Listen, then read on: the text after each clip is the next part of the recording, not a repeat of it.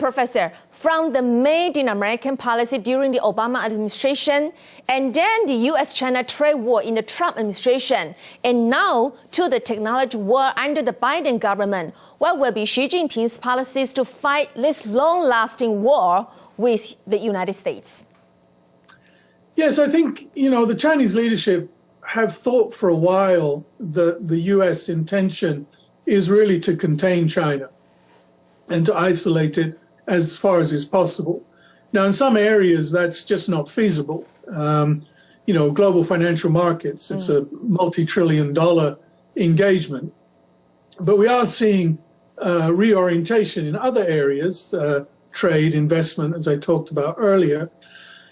One of the key areas, I think, and this is where the Biden administration, as you rightly say, is focusing, is around the question of tech and AI.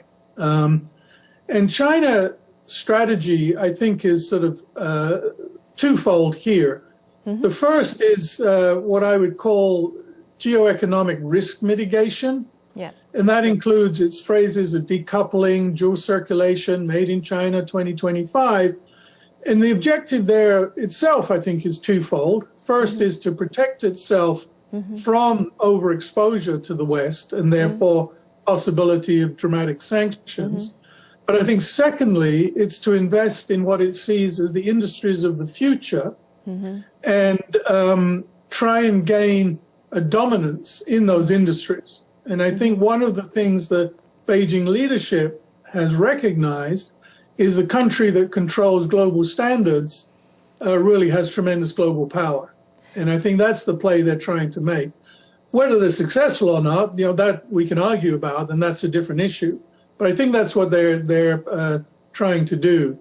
And the second aspect of their response is really to diversify engagement with the West to more influence in Southeast Asia, Africa, and Latin America.